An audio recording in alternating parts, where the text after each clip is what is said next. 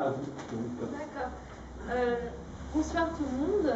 Bonsoir. Je tiens à remercier le Club Crétois et notamment M. Nicole pour l'invitation. Je suis ravie d'être parmi vous ce soir. Et donc je vais mettre ma casquette d'enseignant-chercheur, parce que je suis chercheur, je suis passionnée par le sujet des entreprises familiales et j'espère ce soir que je vais pouvoir vous transmettre ma passion. Je suis chercheur affilié à l'INSEC Bordeaux, d'où la connexion que nous avons avec Zoya Femraïm qui dirige l'une des écoles INSEC. Et je suis également maître de conférence à l'Université de Bordeaux. Donc ce soir, un collègue à moi également qui fait de la recherche sur les entreprises familiales, qui fait partie de l'INSEC Paris, devait nous rejoindre. Malheureusement, il est souffrant, ça m'excuse. Donc je vais me charger de l'intégralité de la présentation. Tout en, je souhaiterais que vous gardiez à l'esprit que l'intégralité de la présentation est basée sur des études et non sur la pratique. Après, j'espère qu'on pourra ouvrir le débat ensemble et justement confronter pratique et recherche. Sur un sujet qui est passionnant, parce qu'il s'agit des entreprises familiales qui font face à leur transmission intergénérationnelle. Pour commencer, je vais présenter le plan de la présentation qui sera décomposé en 3 parties. Dans une première partie, je vais m'attaquer aux spécificités des entreprises familiales, pourquoi il est intéressant de les aborder, pourquoi il est intéressant de prendre en compte ce facteur familial des entreprises. Ensuite, je vais présenter les déterminants d'une bonne succession intergénérationnelle. On va parler également des raisons des échecs éventuels. Et enfin, je vais parler de la gouvernance pour pouvoir prévoir les problèmes qui inhibent une bonne succession, éventuellement réussir la succession. Spécificité. Qu'est-ce qui fait des entreprises familiales des entreprises importantes à étudier?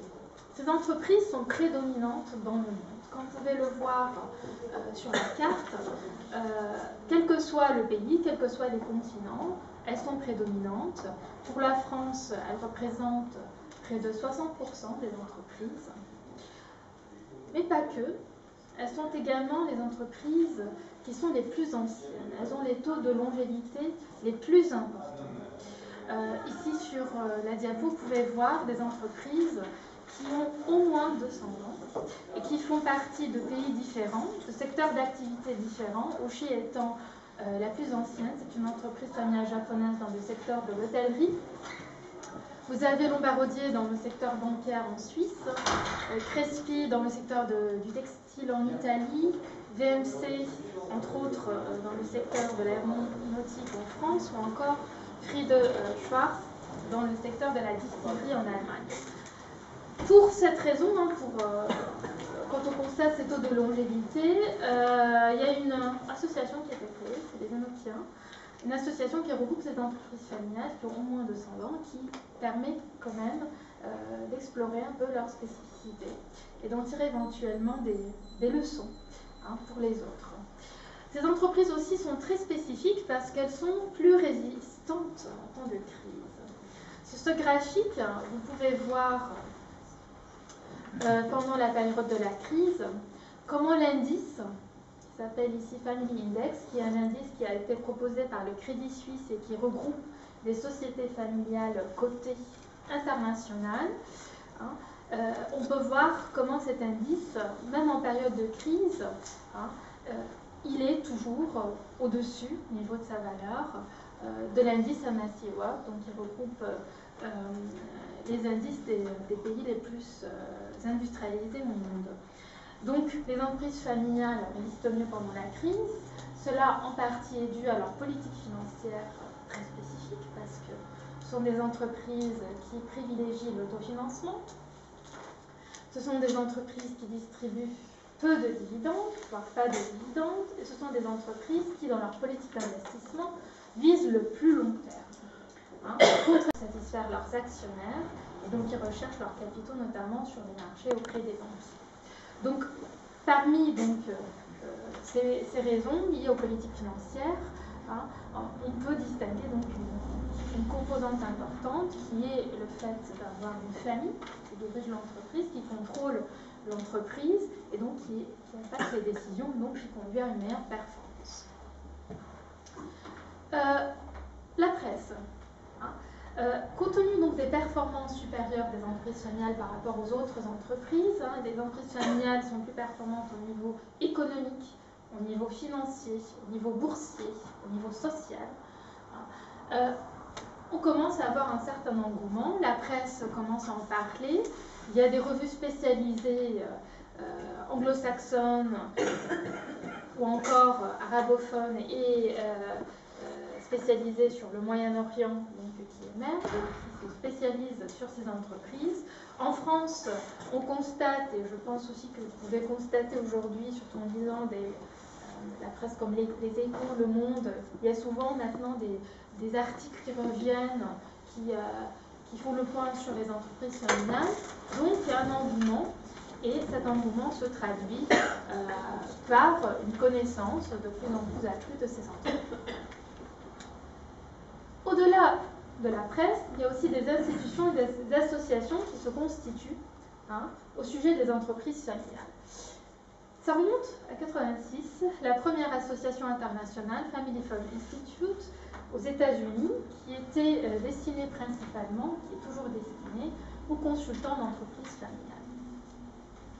familiales. Parce qu'un consultant qui s'intéresse aux entreprises pour donner des conseils managériaux, financiers ou encore sur un plan juridique, se rend compte très bien quand il fait partie d'une entreprise familiale ou quand on l'interpelle dans une entreprise familiale que ce n'est pas seulement ce côté juridique, financier, managérial qui compte, c'est aussi le côté psychologique parce que la famille est présente et donc s'il ne tient pas compte de cet aspect psychologique, eh bien finalement on ne pourra pas véritablement apporter les conseils appropriés.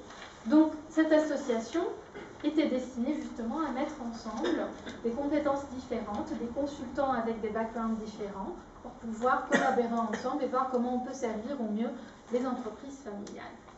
En 1990, donc, on a eu le Family Business Network qui a été créé. C'est aujourd'hui le réseau mondial d'entreprises familiales internationales qui est le plus important au monde, présent dans 30 pays, dispersé par-delà les continents. Et il est exclusivement constitué par des entreprises familiales. Donc leur slogan, c'est « Par les familles, pour les familles ». Et donc ils se réunissent régulièrement au niveau national et international pour échanger leurs pratiques, pour partager leurs expériences et pour apprendre les uns des autres. En 1997, parlant de la France, le premier centre de recherche sur l'entreprise familiale a été créé à l'Université de Bordeaux. Donc ce centre de recherche est toujours fonctionnel aujourd'hui et j'en fais partie. Et enfin, il fallait également créer des associations spécialisées sur une recherche académique sur les entreprises familiales. C'est là où l'IFERA a été créée, International Family Enterprise Research Academy, en 2001. Elle regroupe des chercheurs du monde entier, qui travaillent sur des thématiques diverses et variées, qui ont des compétences diverses et variées. Et l'idée, c'est de pouvoir mieux comprendre ces entreprises, mieux comprendre pourquoi elles sont performantes, pourquoi elles vivent plus longtemps, pourquoi elles sont prédominantes.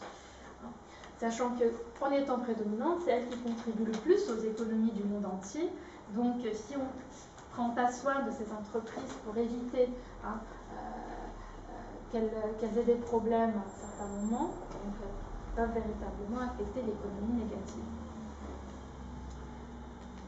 La recherche, donc il y a eu le premier journal académique qui a été créé sur les entreprises familiales, il y aura bientôt 25 ans en 2016, a été créé donc en 1988, suivi par, il y a quelques années, d'un autre journal, Family Business Strategy.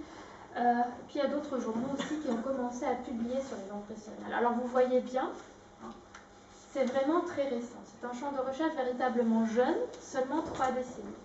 Alors que les entreprises familiales, c'était la première forme d'entreprise au monde. La première forme d'entreprise au monde, d'ailleurs, sur le plan archéologique, la recherche en archéologie a démontré que la première entreprise qui a jamais été identifiée, c'était une entreprise familiale. Et pourtant, on s'intéresse à elle que récemment, mais ce n'est jamais trop tard. Mais qu'est-ce qu'une entreprise familiale? C'est d'ailleurs la question que les auteurs du premier numéro de Famille Business Review se sont posés. Comment est-ce qu'on peut définir une entreprise familiale?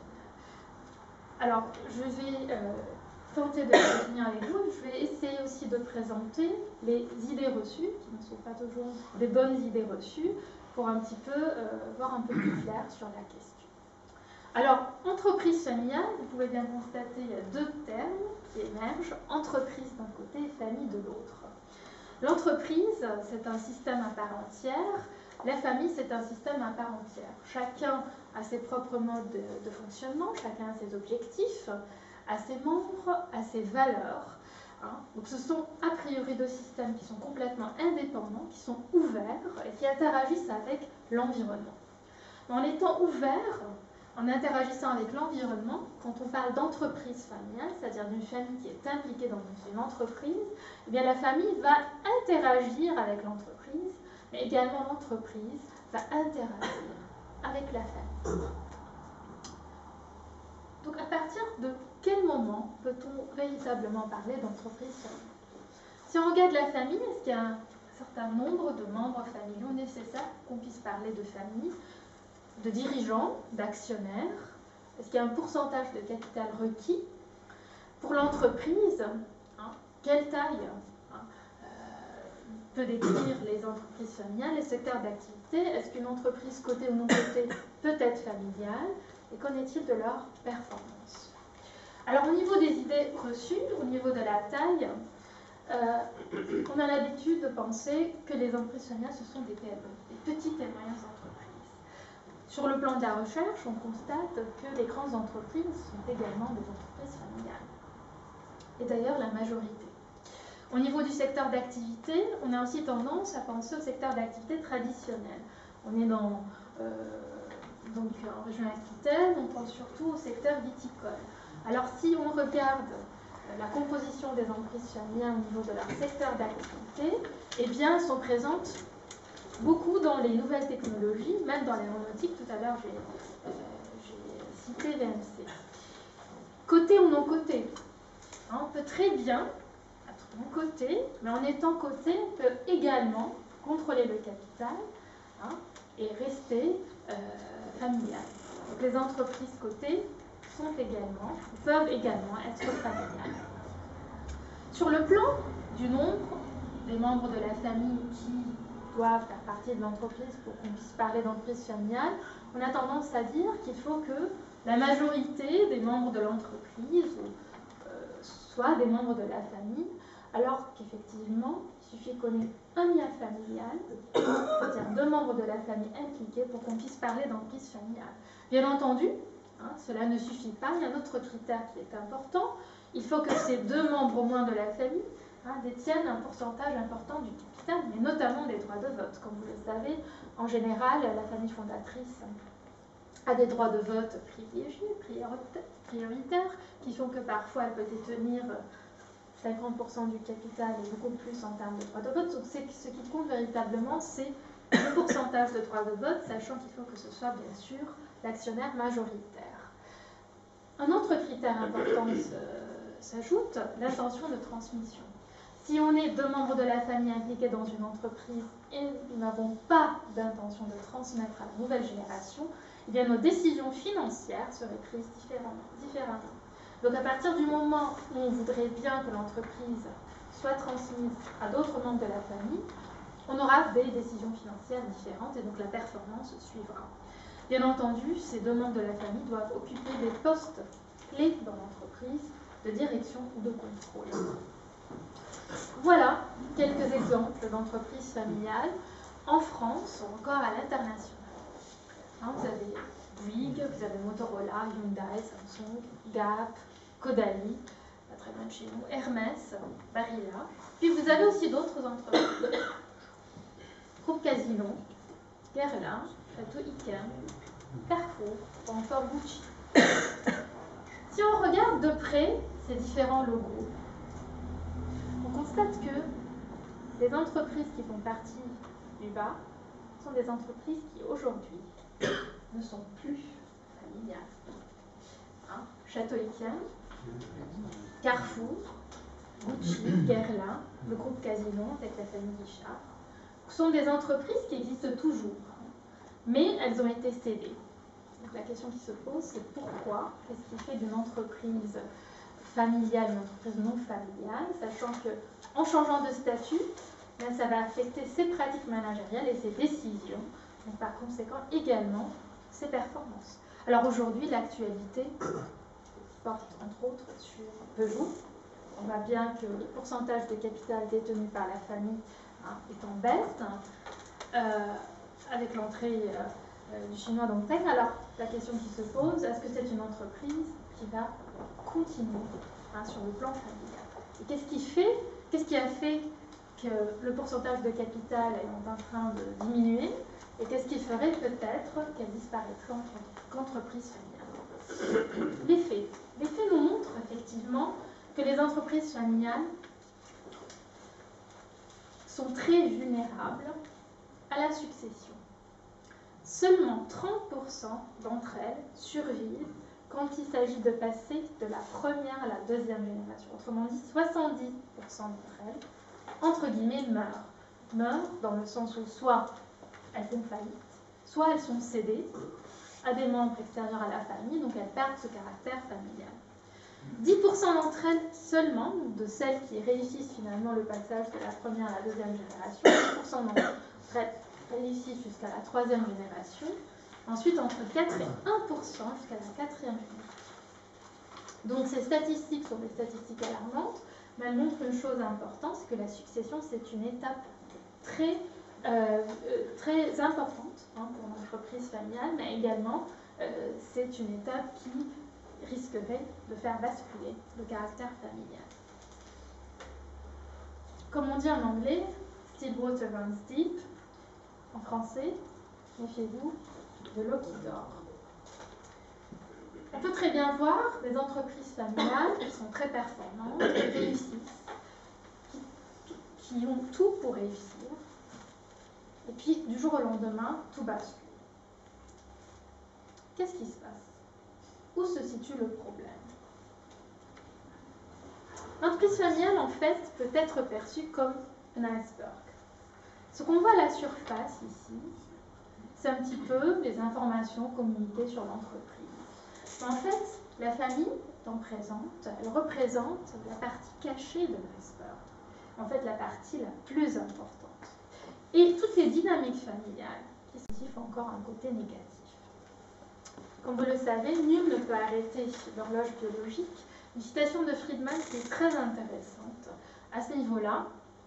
Friedman dit « Un des faits les plus évidents de la société humaine est que les individus meurent et que les institutions demeurent. » On a vu tout à l'heure que les entreprises familiales avaient des taux de longévité les plus importants. Alors, comment ces institutions réussissent à survivre, ces entreprises familiales en particulier? Quelles sont les raisons des échecs de transmission, comme c'est la transmission finalement qui est une étape clé qui malheureusement permettrait l'échec de l'entreprise? Comment agir pour réduire la probabilité d'échec de la transmission? Les prévisions actuelles sont également quelque part alarmantes, dans le sens où elles montrent que l'un des mouvements de transmission intergénérationnelle les plus importants aujourd'hui va survenir dans les décennies à venir. Quelques statistiques de l'INSEE, près de 700 000 entreprises seraient transmises sur le plan managérial entre 2005 et 2020, selon CCI Entreprendre, entre 800 000 et 900 000 entreprises. Alors, comme la majorité des entreprises sont des entreprises familiales, donc on peut véritablement ici voir que c'est une étape qui est très critique. Si on n'arrive pas à planifier comme il le faut la transmission, eh bien les entreprises familiales seraient véritablement affectées. Et comme elles constituent un socle de l'économie en sera affectée. C'est elle qui emploie le plus en France et ailleurs. La succession est connue comme étant l'expérience la plus agonisante pour les membres de la famille, la plus difficile.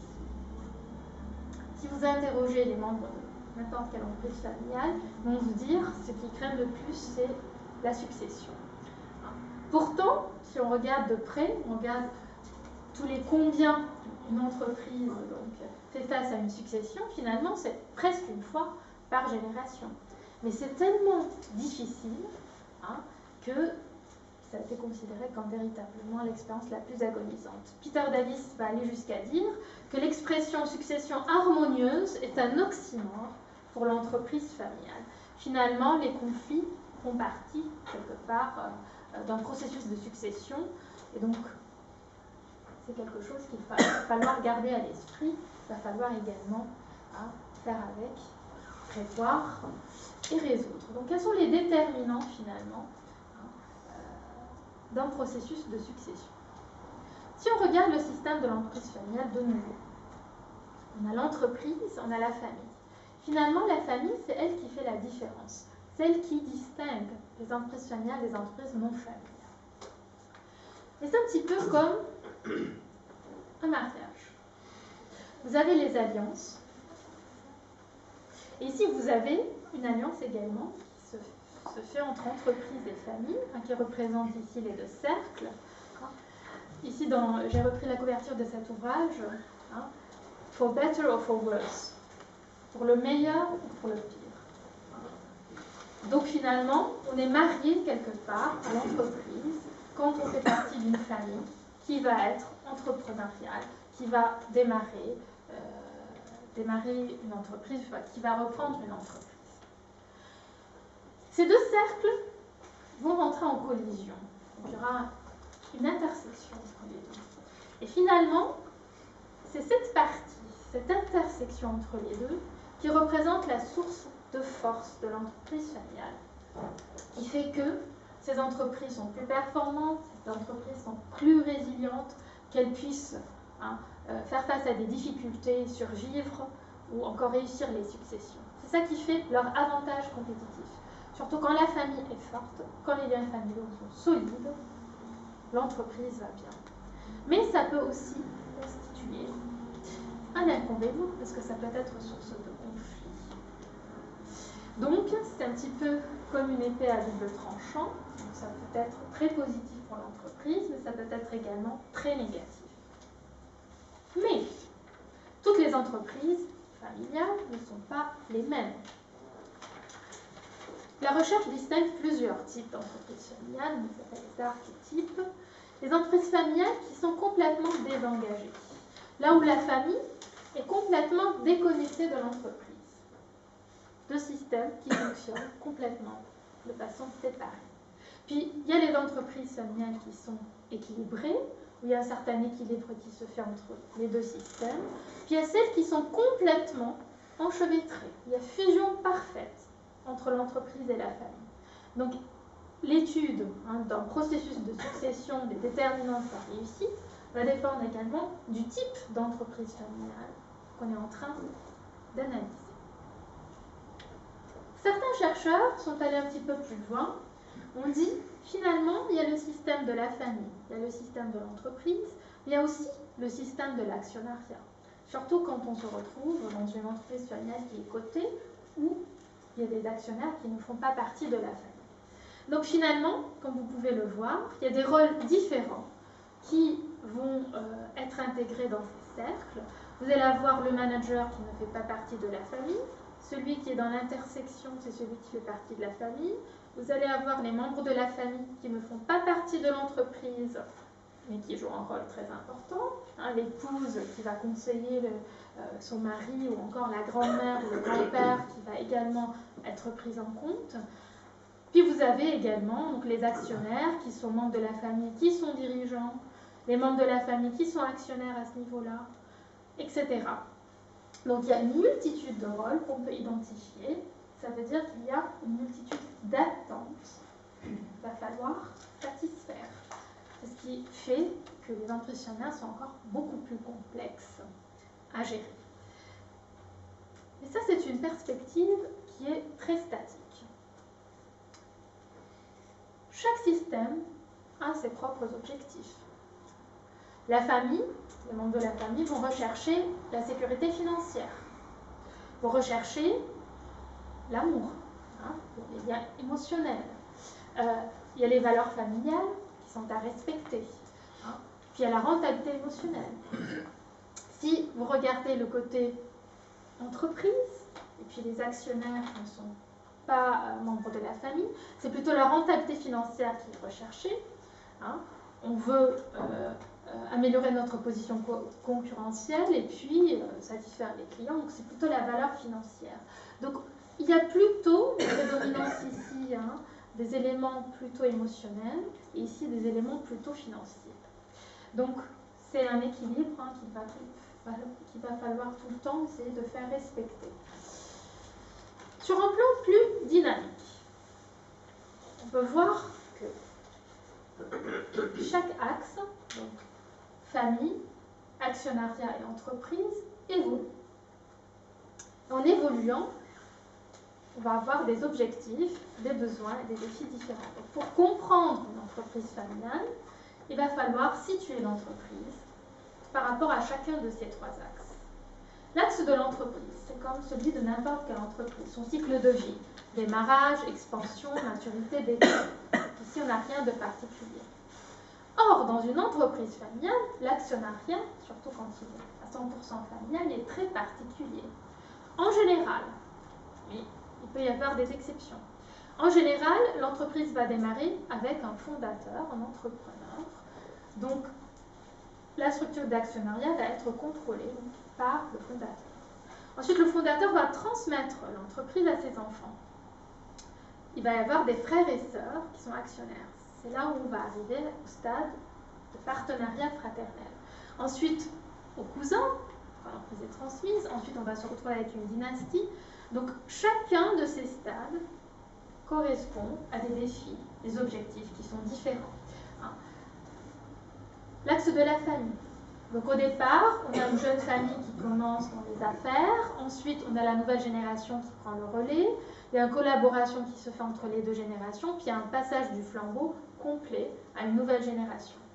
Donc il est très important de voir où se situe l'entreprise, est-ce qu'elle est au stade de l'expansion, tout en étant au stade de consortium de cousins, en étant avec une collaboration entre deux générations, et essayer de composer avec pour comprendre quels sont les défis, et dès lors, essayer de voir comment est-ce qu'on peut planifier une succession.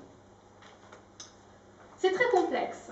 Donc certains chercheurs sont allés plus loin, se sont dit, et l'individu dans tout ça? Le dirigeant qui peut être narcissique, le dirigeant qui peut être altruiste, hein, qui a une personnalité particulière, une identité particulière, parfois une identité qui va imprégner l'entreprise, parfois l'entreprise familiale représente le nom du fondateur ou encore de la famille. Qu'en est-il? C'est aussi un autre élément à prendre en compte. Freud, on lui a posé une question. Il a dit, qu'est-ce que c'est, ou quel est le secret d'une vie réussie? Il a répondu 2 mots, Liebe und Arbeit. Il faut aimer et travailler. Aimer et travailler. Alors, qu'est-ce qui se passe? Si on aime et on travaille, mais on fait partie d'une famille qui est impliquée dans une entreprise familiale. Si tout va bien, eh bien, c'est très bien pour une vie réussie, mais c'est très complexe. Donc, un équilibre est toujours nécessaire. Ce qui distingue finalement la succession d'une entreprise classique d'une entreprise familiale, c'est finalement ce besoin, hein, de survie, de continuité familiale. On veut garder la famille dans l'entreprise. On veut transmettre ces valeurs familiales aux nouvelles générations. On veut garder l'identité familiale dans l'entreprise. Et quand on dit transmission, ce n'est pas seulement la transmission managériale, hein, qui doit être prise en compte. On peut parler d'une transmission de propriété et d'une transmission de gouvernance.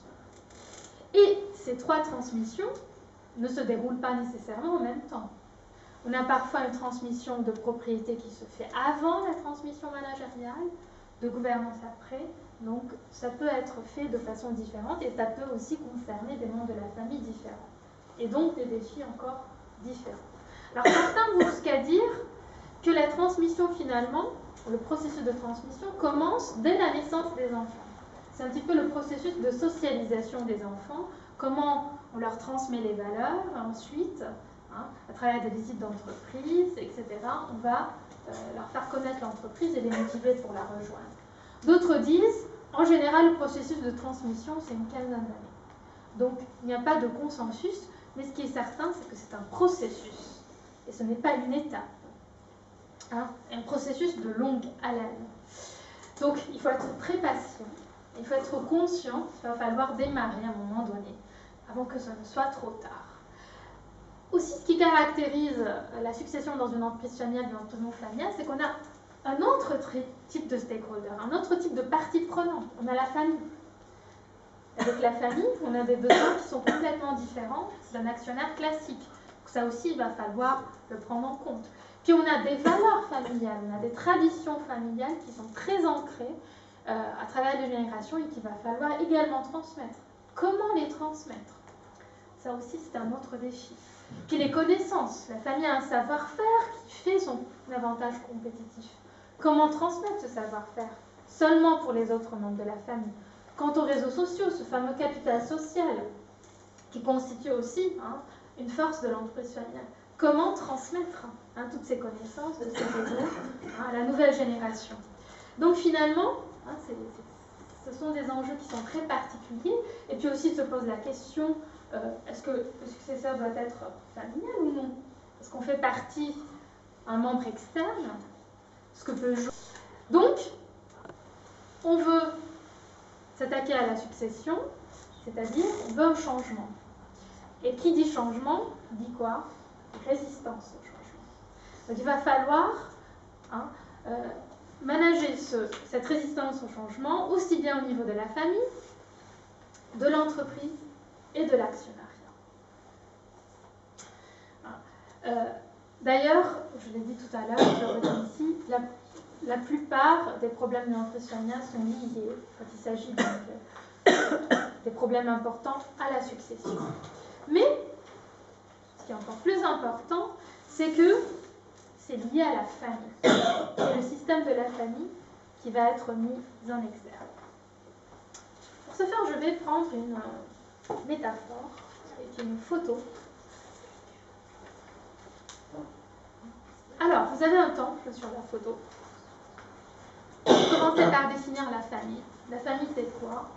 La famille, c'est un groupe d'individus, mais qui sont liés par des liens. Ça peut être des liens de sang, d'alliance, parfois d'adoption. Et si on prend ce temple, la famille, c'est la base. Les liens familiaux sont les colonnes du temple. Ce sont les colonnes fondatrices. Finalement, le temple, globalement, c'est l'entreprise familiale. Qu'est-ce qui se passe s'il y a une foudre qui attaque les colonnes du temple? Qu'est-ce qui se passe? Le temple va s'effondrer. Et c'est la même chose pour l'entreprise familiale. Quand les liens familiaux sont touchés, quand ils commencent à se détériorer, c'est l'entreprise qui risque de s'écrouler. Donc la famille est véritablement une composante très importante. Mais l'entreprise familiale, si on la regarde comme boîte noire, on ne va pas apprendre grand-chose. Il va falloir ouvrir la boîte noire. Quand on explose cette boîte noire, on va voir émerger des émotions. La succession, c'est un processus en grande partie émotionnel, et c'est ce que je vais essayer de démontrer dans les diapos qui vont suivre. Le dirigeant. Le dirigeant, il a une véritable envie de transmettre l'entreprise aux nouvelles générations. Mais ce n'est pas si facile que ça. Il va être tiraillé entre l'envie de transmettre et de garder. L'envie d'être un bon père et de rester le maître à bord. De mettre en scène le successeur, il a peur que le successeur soit meilleur.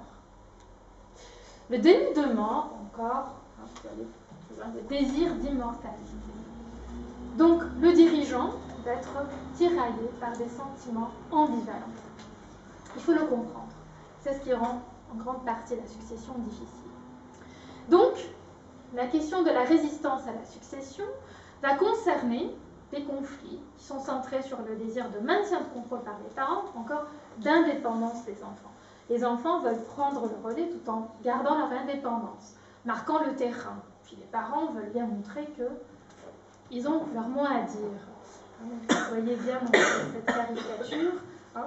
Donc le père, qui est assez vieillissant, qui hésite toujours à transmettre l'entreprise à son fils. Il dit, un jour, ce sera tout ça, ce sera à toi, mais un jour. Donc, on est toujours tiraillé. Mais c'est vrai, quand on parle de résistance, on parle de la résistance du dirigeant, c'est-à-dire du potentiel prédécesseur, du successeur, mais pas que. Il y a aussi d'autres membres de la famille qui vont résister à la succession. C'est ce qu'on va essayer de voir dans le détail plus tard. Donc, tout le monde est impliqué, tout le monde résiste à la succession. La psychologie joue un rôle très important ici. On qualifie la transmission également de transmission psychologique. Pour le dirigeant, comme il va se détacher de l'entreprise c'est un petit peu comme son bébé, comme son enfant. Le détacher de l'entreprise, c'est comme si on lui coupait un bras. C'est une souffrance, un arrachement qu'il va ressentir. Il va avoir beaucoup de difficultés à faire le deuil. Parce que finalement, il a cette image de patron qu'il va risquer de perdre. Alors, les chercheurs ont identifié 4 types d'attitudes du prédécesseur potentiel, c'est-à-dire du dirigeant. L'attitude presque idéale était qualifiée d'ambassadeur. Alors, les caricatures sont en anglais, mais je vais les traduire. Donc là, vous avez le fils qui dit « J'aimerais bien reprendre l'entreprise, j'aimerais bien qu'il me laisse faire ce que j'ai envie de faire. » Et le dirigeant qui dit « J'espère vraiment qu'il faudrait bien rejoindre l'entreprise. » L'ambassadeur, c'est le dirigeant qui est bien conscient de l'importance de la transmission, qui va conseiller le successeur dans la démarche à suivre pour reprendre les rênes, qui va être à ses côtés quand il en aura besoin. Et le successeur va essayer de comprendre également les conseils donnés par le père, il va les suivre, et il va également faire de son mieux pour réussir l'entreprise. Donc l'ambassadeur, c'est le dirigeant type qui va collaborer. Par ailleurs, vous avez le monarque, c'est la deuxième attitude qui est identifiée. C'est finalement le dirigeant qui s'attache à son fauteuil, qui a véritablement du mal à partir. Encore une fois, ici le dirigeant qui dit « J'aimerais bien te transmettre l'entreprise, mais j'attends déjà que mon père me transmette l'entreprise. » On voit déjà qu'il est assez vieillissant. Donc, également, se retrouver avec, malheureusement, l'étape cruciale où le dirigeant d'entreprise décède, où rien n'est planifié, où le fils doit reprendre les rênes, qu'il n'y a pas eu de planification, et donc finalement l'entreprise risque d'échouer. Donc, ça, c'est une attitude qui est assez critique. Autre attitude, le général.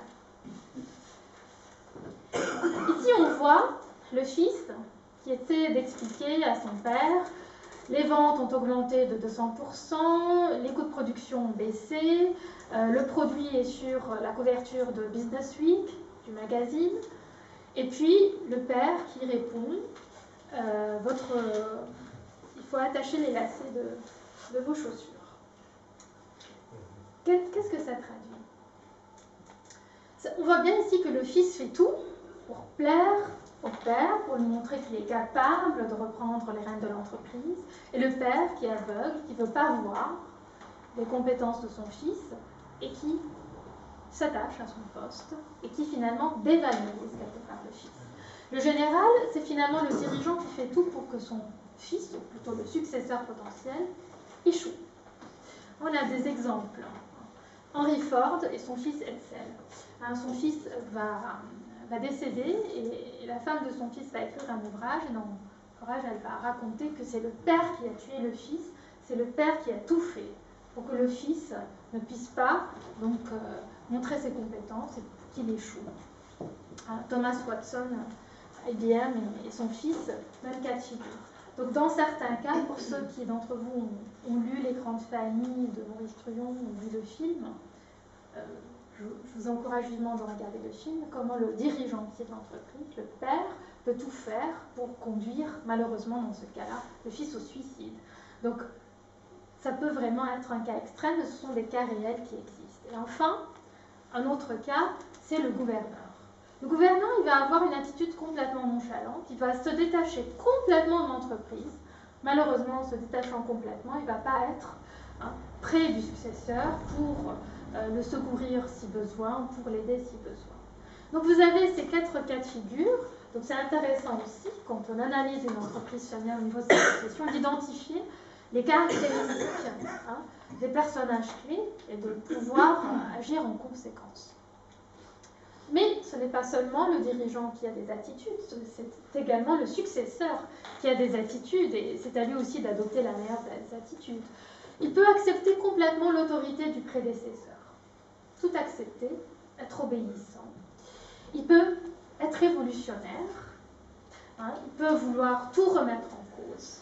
Il peut avoir une attitude plutôt conciliante, reconnaître l'ambivalence du prédécesseur, reconnaître le fait que le prédécesseur a des sentiments qui sont ambivalents, qu'il est très attaché à l'entreprise, que c'est très dur pour lui émotionnellement. Comme on voit ici, c'est caricatural bien sûr, alors, le fils qui dit « quand je vais grandir, je vais te laisser tout faire dans l'entreprise, tu vas pouvoir garder tes actions le plus longtemps possible et tout ton pouvoir », lui dit « j'aime beaucoup cette nouvelle génération ».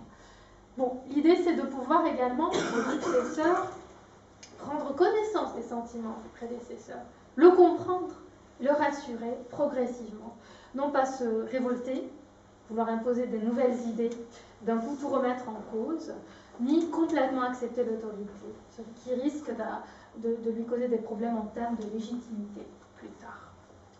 Puis les autres membres de la famille que j'ai évoqués tout à l'heure avec vous, Landsberg a nommé ça la conspiration de la succession. Les parents, parfois, quand ils veulent choisir le successeur, sont tiraillés également. Si je choisis ce fils, et non pas ce fils, ou la fille plutôt que le fils, eh bien les enfants vont penser qu'on est en train de les différencier les uns des autres. Les enfants en même temps évitent parfois de parler de succession avec leurs parents parce qu'ils pensent que les parents vont finir par les prendre pour des avis de pouvoir, ou parfois l'épouse même. Elle se dit, si mon mari, l'entreprise, c'est mon fils qui reprend, c'est moi qui va perdre mon identité, je vais perdre mon prestige en tant que femme du patron. Elle va également résister à la succession. Puis aussi, la famille, parfois, elle considère que la succession fait référence plutôt au décès. C'est un tabou. Elle ne veut juste pas en parler. Elle va résister là-dessus. Donc, tous ces facteurs vont inhiber le processus de succession. Donc, il est très important de pouvoir en discuter. C'est là où vient la dernière partie de cette présentation qui parle de la gouvernance. En fait, le processus de succession, si on parle de succession managériale, il suit plusieurs étapes, de l'incubation jusqu'au choix du successeur, jusqu'au règne conjoint, idéalement les deux travaillent ensemble, les deux générations, puis le désengagement du sénat. Dans le temps, le plus longtemps possible, pour qu'on puisse tout préparer, que la succession soit effective. Mais en même temps, il va falloir qu'il y ait un ajustement des rôles, progressif également. Au départ, c'est le prédécesseur qui est au poste. C'est lui l'opérateur unique. Le successeur n'a aucun rôle. Progressivement, le successeur va demander de l'aide et va aider le dirigeant qui prend le rôle de monarque. Ensuite, le dirigeant doit devenir superviseur, il doit déléguer, et puis le successeur devenir gestionnaire de l'entreprise. Finalement, à la phase finale, le dirigeant doit devenir un conseiller, et puis finalement, le successeur prendra véritablement les rênes de l'entreprise à lui seul, sera le leader, le décideur. La succession, c'est un processus global également. Tous les membres de la famille doivent être impliqués, donc il doit y avoir une réflexion également. Une réflexion qui se fait de l'entrepreneur de la famille, de l'entreprise, il y a les employés aussi qui sont importants. Lister quels sont les objectifs, quelles sont les priorités, étudier les solutions, choisir la solution, la mettre en œuvre. Quelle attitude du dirigeant doit-on privilégiés, qui doit-on choisir comme successeur, quels sont les critères de sélection pour le successeur, des critères en termes de compétences ou autres, comment valoriserait-on. Finalement, si on veut récapituler, tout va se jouer au niveau de la communication. La communication, c'est la clé d'une bonne réussite de succession.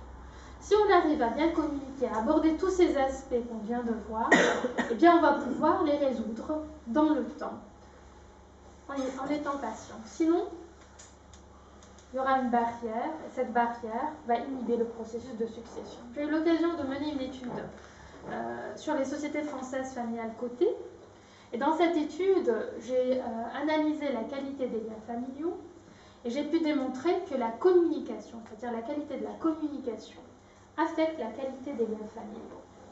Les liens familiaux étaient vus sous deux dimensions, la dimension de la cohésion familiale et la dimension de l'adaptabilité, c'est-à-dire la façon dont les membres de la famille évoluent pour faire face à une situation stressante. J'ai pu démontrer que plus la communication est élevée, plus la qualité de la communication est élevée, plus les liens familiaux sont élevés en termes d'adaptabilité, en termes de cohésion. Donc, la clé est dans la communication. Comment peut-on améliorer la communication? Là aussi, je vais me baser sur des recherches, aussi bien dans le domaine de la thérapie familiale que dans le domaine des entreprises familiales en général. Établir des règles de communication. Alors, parfois, on a des normes qui sont implicites, qui sont présentes dans la famille. On sait, sans se dire, que quand on est en colère, il ne faut pas s'exprimer devant les autres qui ne sont pas membres de la famille. Ou il ne faut pas s'exprimer dans l'entreprise. Quand on est content, il faut exprimer telle émotion, pas telle émotion. Mais quand ce n'est pas très clair, quand on passe à l'étape où on a des cousins, et puis ça devient très complexe. Donc, il vaut mieux établir clairement les règles de communication. Comprendre ce que la communication signifie pour les membres de la famille et quels sont les comportements appropriés, adaptés en termes d'expression dans différentes situations. Deuxième point important, développer les compétences en communication.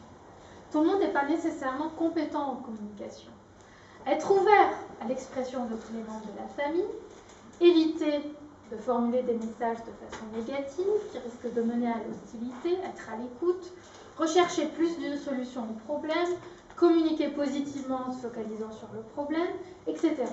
Donc pourquoi pas développer les compétences des membres clés de la famille en communication pour ce faire.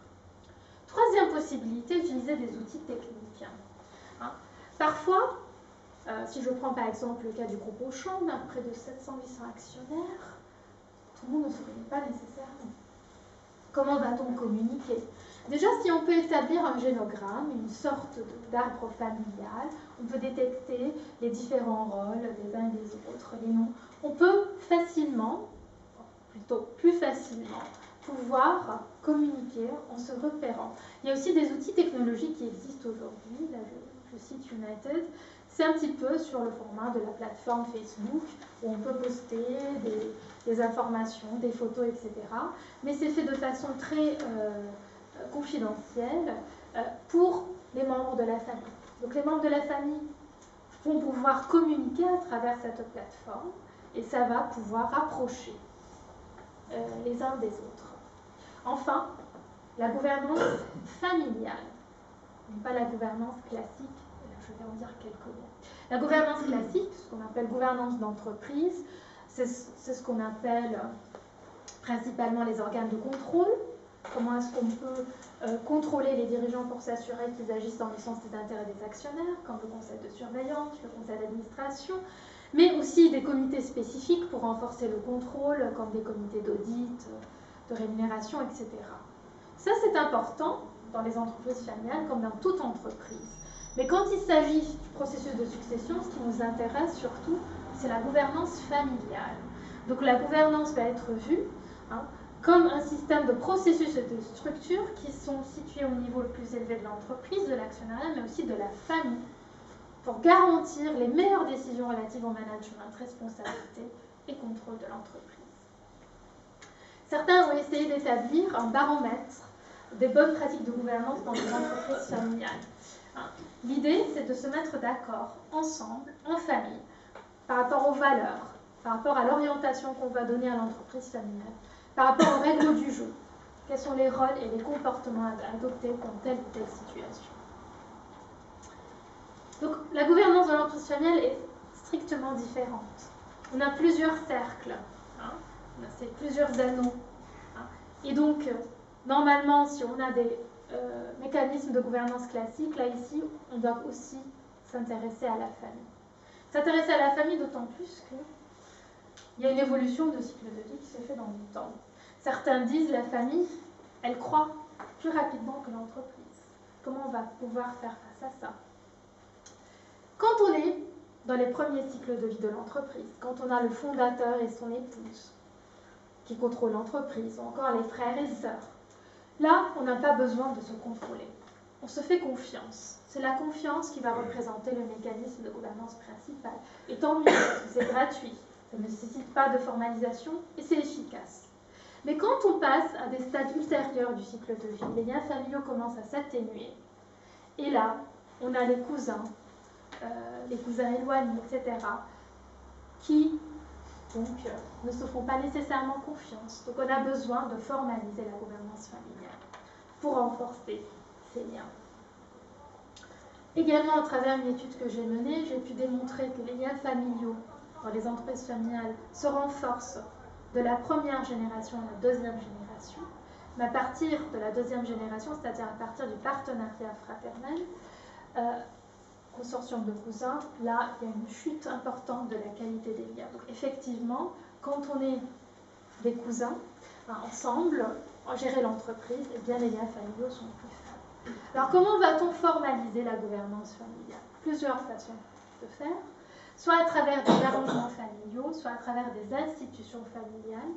Si je parle des arrangements familiaux, je vais commencer par parler de la charte, du protocole familial, qui est un document non juridique, mais qui a une valeur morale.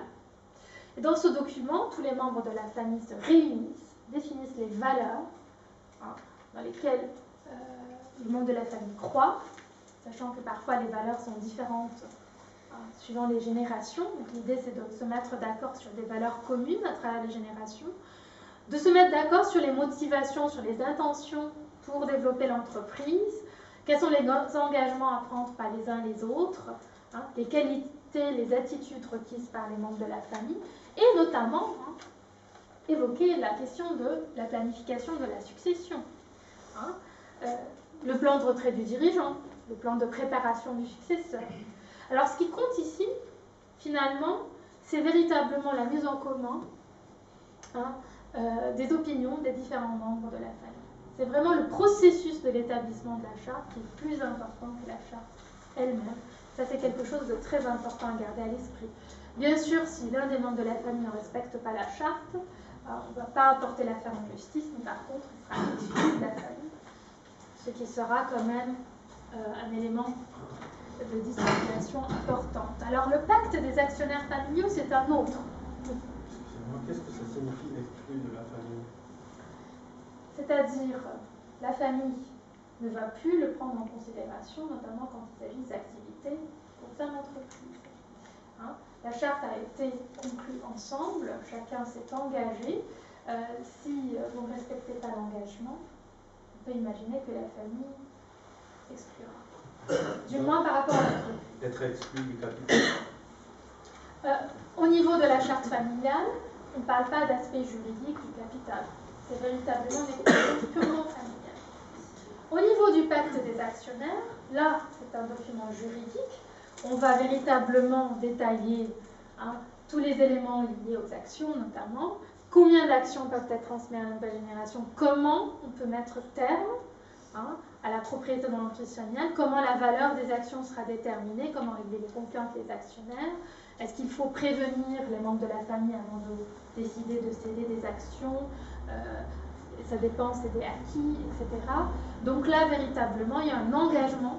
Et si un membre de la famille n'en respecte pas, on peut très bien porter l'affaire en justice.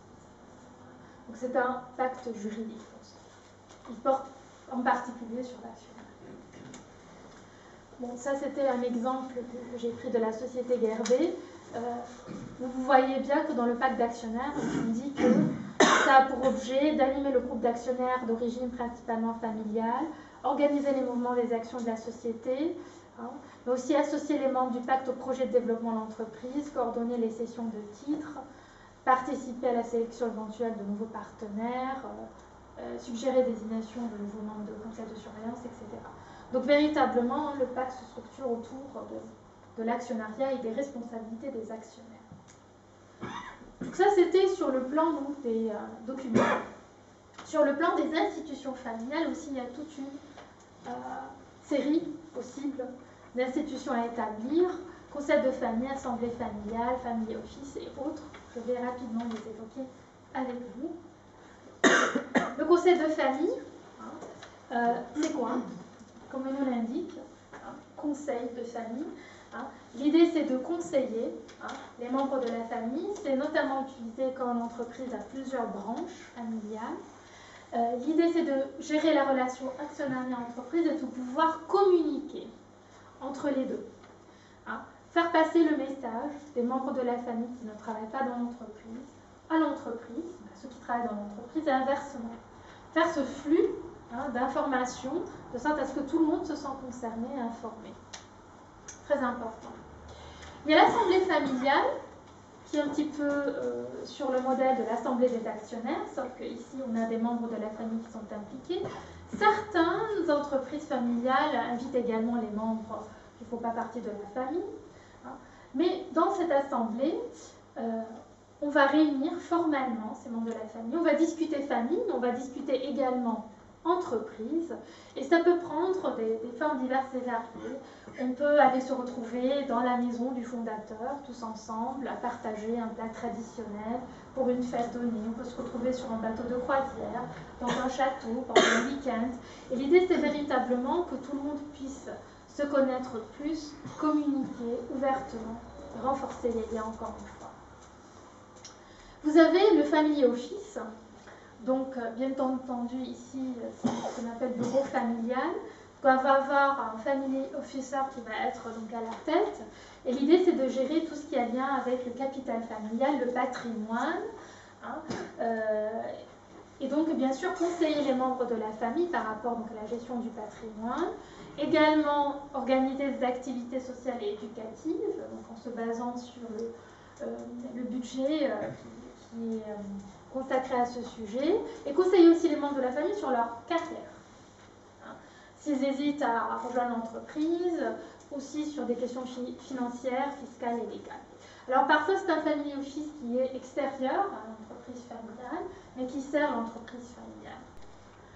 En France, vous avez l'Association française du family office, qui a été créée il y a une dizaine d'années, et c'était créé à cause de l'engouement qu'il y a eu pour les family office. Et il y a eu même une redéfinition du rôle.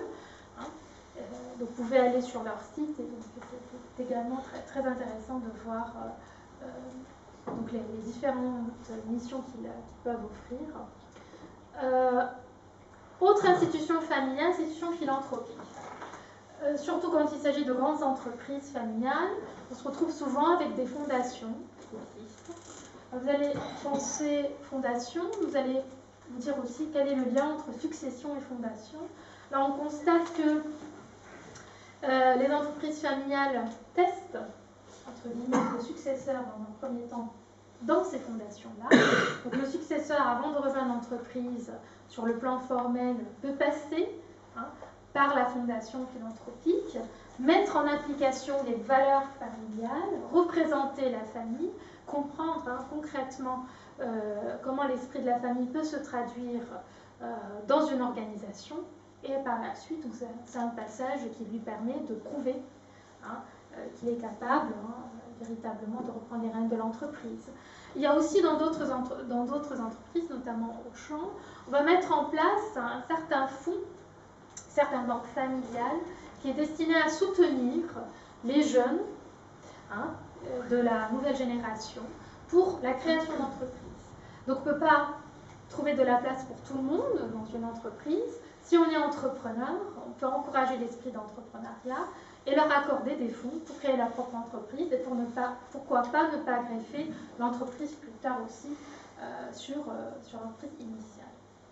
D'autres structures également existent. On a aussi des entreprises familiales qui mettent en place des comités juniors pour les tout jeunes, pour vraiment les impliquer dès tout petits, et pour également leur faire ressentir un attachement à l'entreprise familiale, leur faire participer à des séminaires en finance, faire des visites d'entreprise, des dégustations ou autres, encore comité de vacances où tous les membres de la famille qui sont jeunes vont se réunir, entrer en compétition, remporter un prix.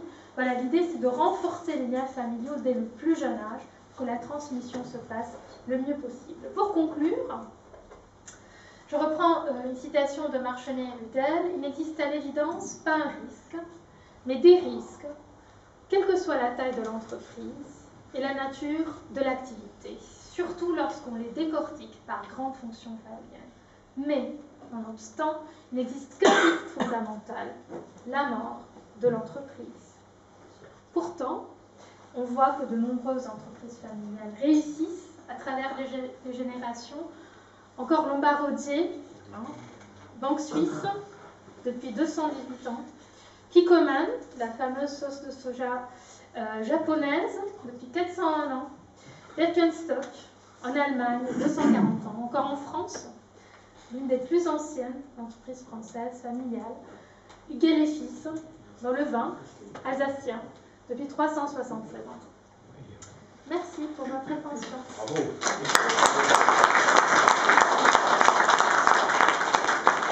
Merci à vous pour la qualité de cet exposé, donc, qui a été passionnant.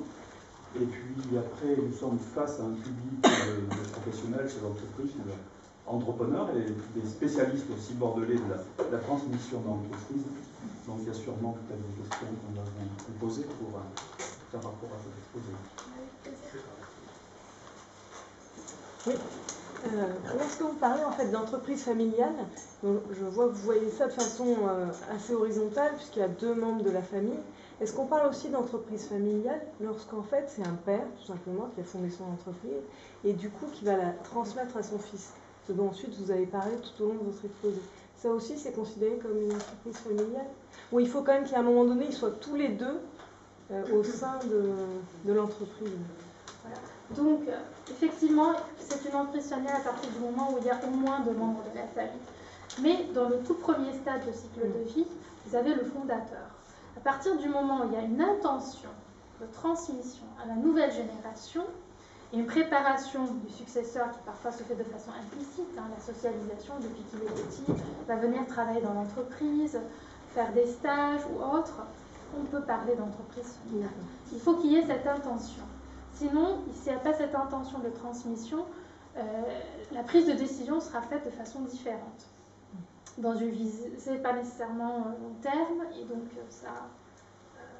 ça change les caractéristiques des entreprises familiales telles qu'on les connaît. D'accord, mais c'est vrai que c'est... merci pour votre exposé. Et en plus, c'est vrai que je pense que tous, on a pensé à plein d'exemples qui, de thèmes différents. On se dit, ah oui, tiens, voilà. Ça, c'est drôle. Ouais.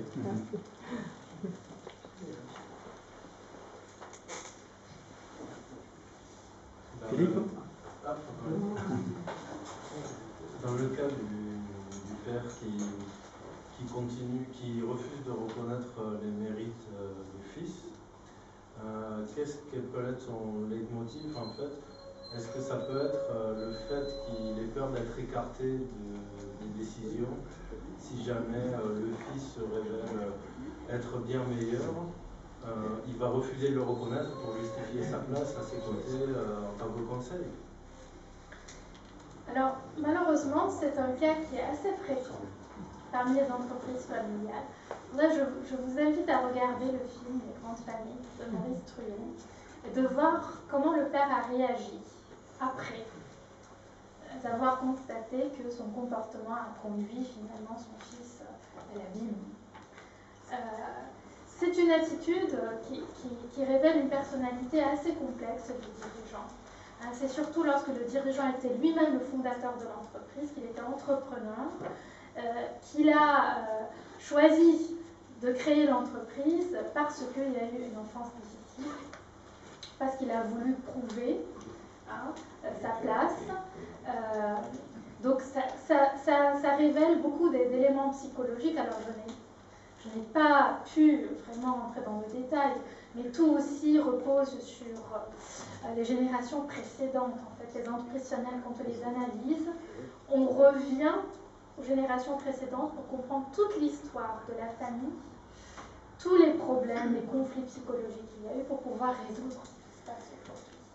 Donc les raisons peuvent être vraiment ancrées dans le passé. Mais en comprenant le passé, en communiquant, le dirigeant va peu à peu s'ouvrir. Et grâce à ces associations qui existent aujourd'hui, par exemple le Family Business Network, tous les entreprises familiales se réunissent, partagent leurs expériences. On voit qu'on n'est pas le seul dans notre cas. Il y en a d'autres, et on se rend compte parfois qu'on a un comportement qui n'est pas le bon, alors qu'on ne se rend pas compte. Le dirigeant ne se rend pas nécessairement compte qu'il est en train de mener son fils véritablement à l'abîme. Il est juste tiraillé. Donc voilà, c'est grâce à une prise de conscience que les choses peuvent changer. Voilà. Donc, oui. Vous avez parlé de l'antériorité, mais c'est l'antériorité au fondateur? Oui, la famille du fondateur. Oui. Mais ça peut aussi, si la femme du fondateur est impliquée dans l'entreprise, ce qui est souvent également le cas, donc ce sera les deux familles.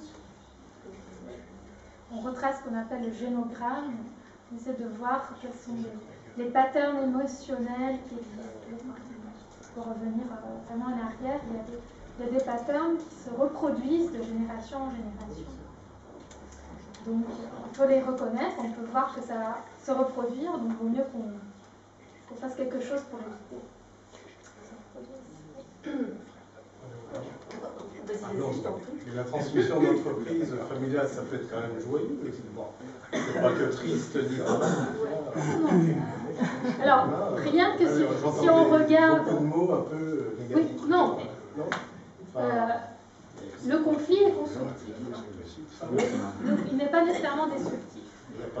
Mais comme tout à l'heure aussi j'ai mis la citation de Davis, on ne peut pas parler de succession harmonieuse. C'est un oxymore. Donc, il va toujours y avoir des hauts et des bas. Regardez ces beaux exemples. Donc, voilà. Il n'y a jamais d'entreprise qui se succède familialement de façon sans conflit. Non, vous ne connaissez pas? Enfin. Ah, ça existe. Je pense qu'on est tous issus d'une famille. Et je pense que le conflit entre les membres de la famille fait partie de la vie normale. Une famille sans conflit, voilà. Mais en même temps, véritablement, en mettant en place des mécanismes de gouvernance, en améliorant les modes de communication, ça facilite. Oui. Alain Ribet. Oui. Bonsoir. Est-ce que dans vos études de cas, vous avez eu des entreprises qui, ayant besoin d'argent, de fonds, etc., font appel à des fonds d'investissement, par exemple? Est-ce que ça se produit dans des cas, dans des entreprises familiales? Oui, bien entendu. Mais en général, les entreprises familiales, dans leur préférence hiérarchique en termes de financement, elles vont privilégier l'autofinancement. En deuxième position va venir le financement bancaire. Troisième position, le financement sur les marchés financiers, entre autres les prêts. Et le problème qui se pose, c'est qu'ils risquent de perdre le contrôle.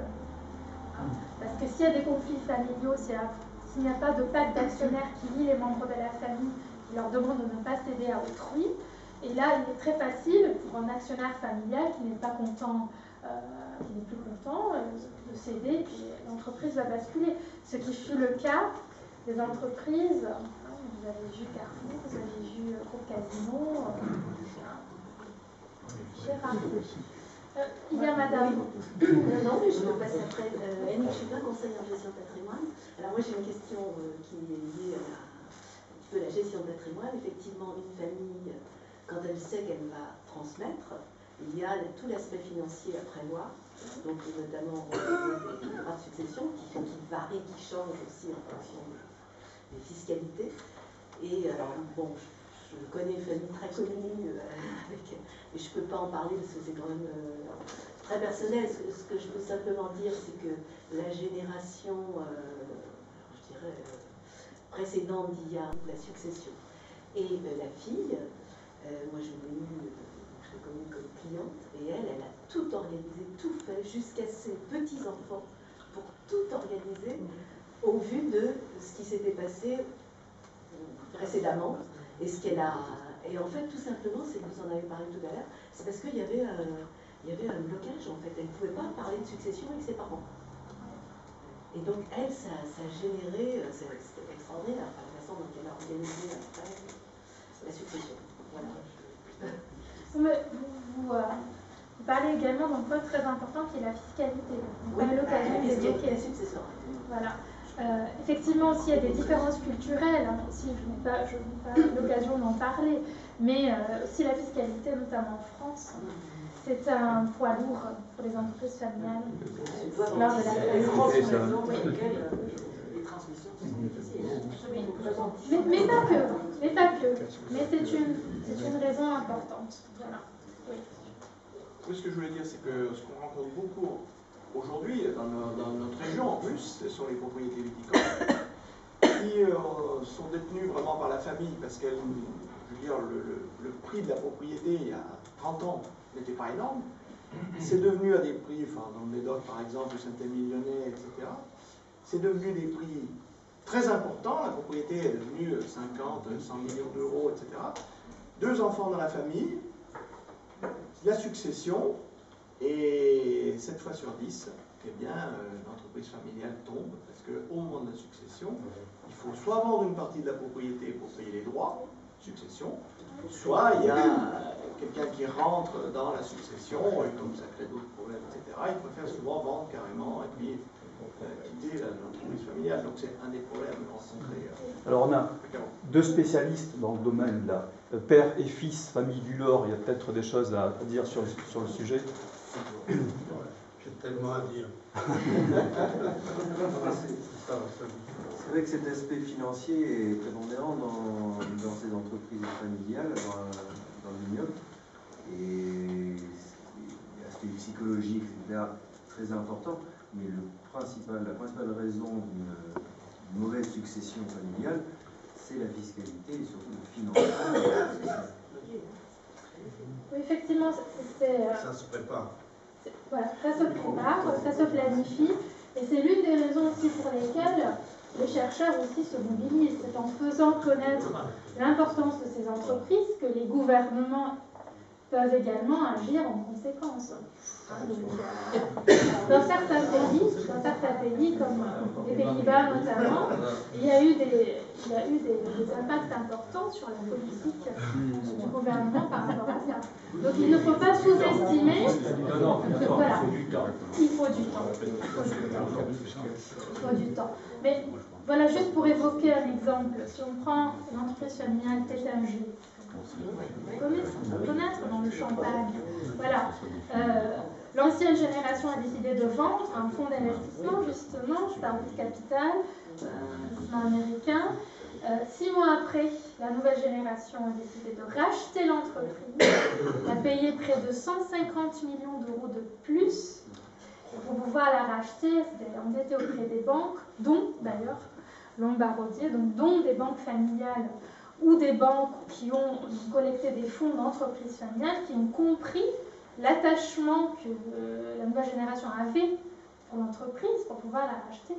Donc, vous voyez la différence de valeur. C'est la valeur émotionnelle qui s'ajoute à la valeur financière. Voilà.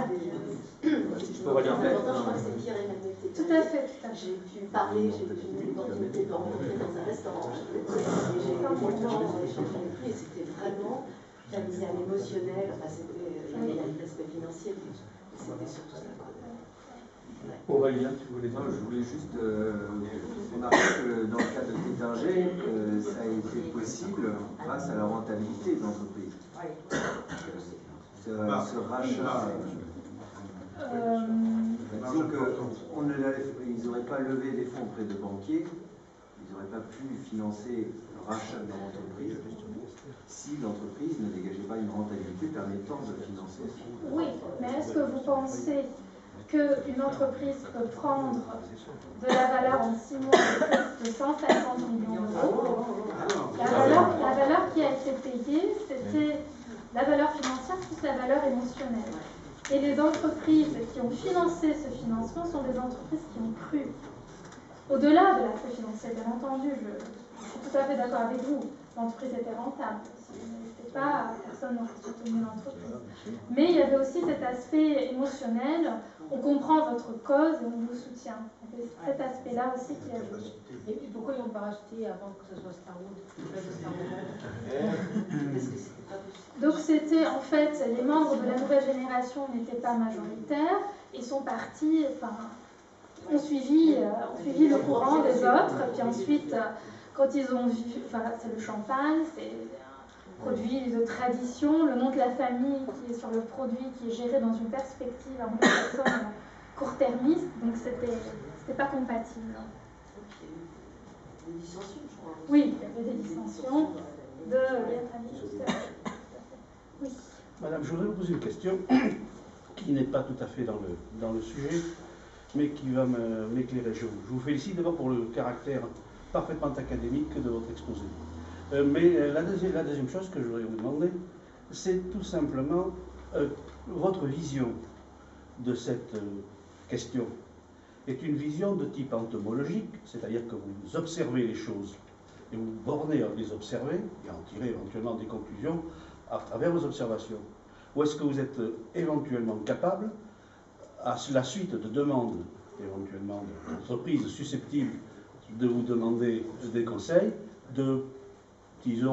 d'organiser, de diriger ou d'aider les gens qui seraient dans cette situation-là? Alors, intéressant. Très bonne question. Je n'en doute pas. Alors, la vocation de la recherche, oui, je sais, je suis un ancien enseignant-chercheur. Oui, c'est de créer des connaissances, oui. Et de pouvoir, si possible, transmettre ces connaissances à des praticiens. Alors, si vous êtes enseignant-chercheur, vous savez que quand on structure un article de recherche, il faut absolument aussi dire quelles sont les contributions pratiques de la recherche. Il est vrai qu'il est très difficile de parler dans un langage pratique quand on est chercheur, mais cela ne veut pas dire que cela est impossible. Tout ça pour dire, oui, bien entendu, des préconisations peuvent découler des recherches, mais ce sont des préconisations qui doivent correspondre au type d'entreprise, aux caractéristiques de l'entreprise, qui sont très complexes comme on l'a vu. Donc c'est vraiment un processus de longue haleine et un travail qui doit se faire sur le terrain. Et c'est pour ça également qu'il y a les consultants d'entreprise familiale qui collaborent aujourd'hui beaucoup avec les chercheurs, qui collaborent également avec des psychologues, des thérapeutes familiaux, des responsables juridiques, financiers, fiscaux. On a vraiment besoin d'une multidisciplinarité pour aider les entreprises familiales. C'est vraiment en communiquant, en collaborant ensemble qu'on peut le faire. Mais ma réponse ce serait oui, avec optimisme, même si cela est complexe. Donc vous voyez bien consultante dans une deuxième vie. Moi, j'ai une certification de consultante. Je travaille beaucoup avec les entreprises familiales parce que je fais partie du Family Business Network, je suis leur expert. Mais pour l'instant, j'ai la casquette d'académique. Je veux véritablement aider et contribuer à pousser la recherche le plus loin possible. Et bien entendu, l'idée plus tard. Donc vous êtes dans le constat. Dans le constat. Pour l'instant, vous êtes dans le constat de la situation et vous l'exposez. Oui. Les autres tirant éventuellement les conséquences de vos observations. C'est pas constat, c'est la recherche. Oui, la recherche. Je ne fais pas des observations sur 2-3 entreprises. Ce sont des études. Oui, c'est la recherche qui amène le constat. Oui, et puis force de proposition quand même, la recherche. Non, je voulais simplement faire comprendre à nos collègues ici qu'un chercheur fondamental, comme ce que vous êtes, pouvait éventuellement, disons, aider les praticiens, les lambda qu'ils sont. Oui, ça c'est vrai. On espère. Bon, je vous embête plus, merci. Vous ne m'embêtez pas du tout. noces familiales pour transmission. Vous avez une vision internationale de toutes les transmissions d'entreprises. Est-ce qu'il y a des pays qui sont plus favorables que d'autres à la transmission familiale et à la longévité des sociétés? Alors, c'est une question très, très intéressante et très complexe. Je vais juste donner un exemple. Le Japon. Alors, le Japon, le nom de la famille est très important. Et donc, les entreprises familiales japonaises, si elles n'ont pas de successeur homme, elles vont jusqu'à adopter un membre qui ne fait pas partie de la famille. Il l'adopte, qu'il porte le nom de la famille et qu'il puisse contribuer à la succession familiale. Ces fameuses attitudes du dirigeant, du successeur, etc., on va les retrouver partout. Mais après, bien sûr, il y a des spécificités par pays qui facilitent ou inhibent le processus. Je ne sais pas si je peux répondre à votre question, mais je peux développer...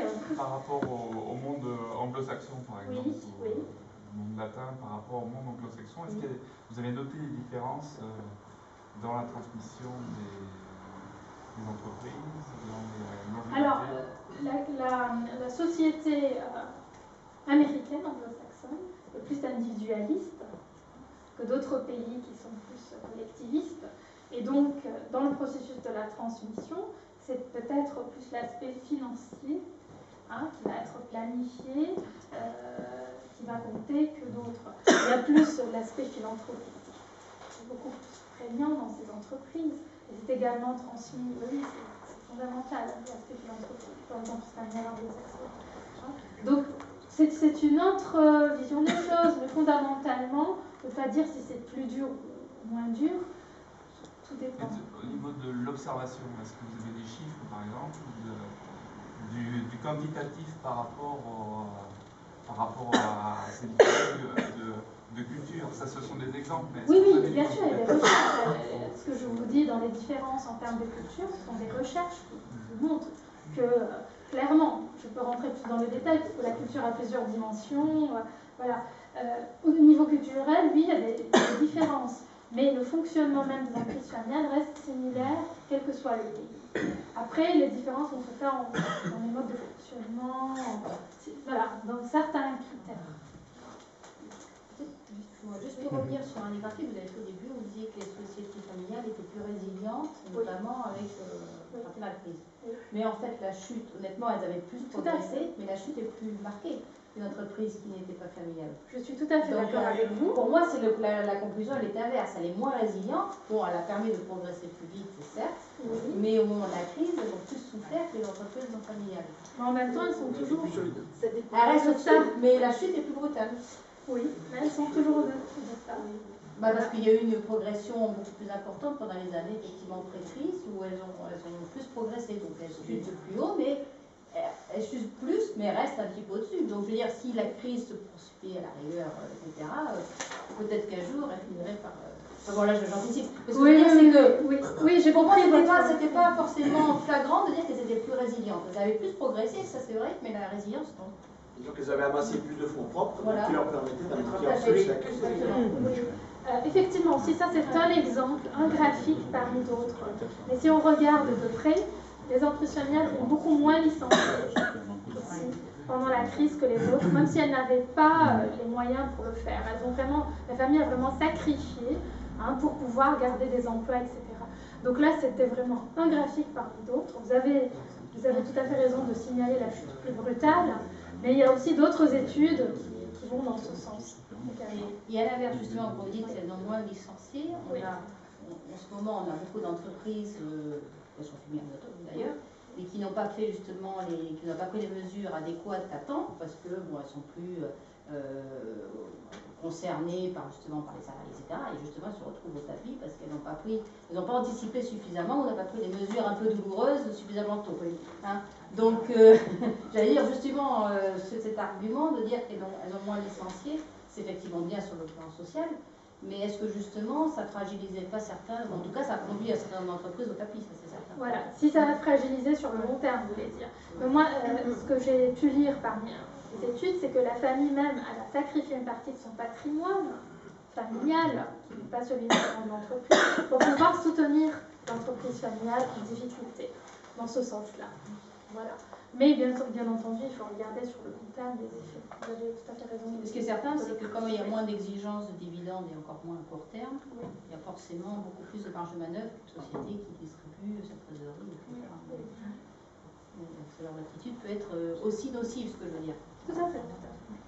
Et en matière de culture, comment vous expliquez que les grands milliardaires américains qui ont parfaitement réussi préfèrent, plutôt que de lancer leurs enfants, préfèrent redonner vers la philanthropie ou dans des fondations, donc purement philanthropes, style Microsoft, Buffett et compagnie, préfèrent donner 80% dans la philanthropie plutôt que de transmettre à leurs héritiers, qui sont dans l'entreprise d'ailleurs. C'est totalement différent d'Europe. Hein. Alors, totalement différent, c'est peut-être un grand mot. C'est différent, apparemment. Certes. Après, il faut comprendre les raisons qui les poussent à plutôt privilégier la philanthropie que la transmission intergénérationnelle. Les conflits. Oui, je pars du principe que les enfants doivent connaître un peu la difficulté et non pas la facilité. Alors, je vais prendre le cas de la Chine. Parce que je travaille avec surtout les membres de la nouvelle génération. On organisait un séminaire, un workshop. On avait des membres de la nouvelle génération, des Chinois, avec des Européens. Et quand on a commencé à discuter des attentes que les membres de la nouvelle génération doivent avoir par rapport à leur famille, leur entreprise, les Asiatiques, les Chinois n'ont pas compris la question. Pour eux, ils n'avaient pas à formuler des attentes. Ils attendaient de voir ce que leurs parents attendent d'eux pour se conformer. Donc encore une fois, on a des cultures qui sont complètement différentes. Entre les cultures où on va écouter les enfants et les satisfaire tels qu'ils sont, sans vraiment intervenir, plus que ça, puis les cultures où les enfants sont corps et âme, voués à leurs parents, et voilà. Donc là, ce n'est pas facile, c'est complexe.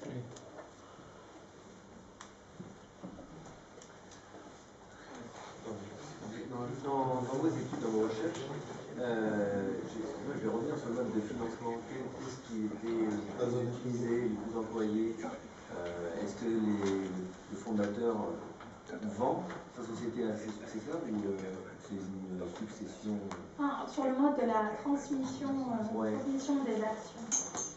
Très bonne question. Je n'ai pas d'informations sur des recherches menées spécifiquement sur ça. Voilà. Mais c'est un beau sujet de recherche. Quels sont les modes privilégiés en termes de transmission? Je pense que la fiscalité joue un rôle. Et l'évaluation des actions également.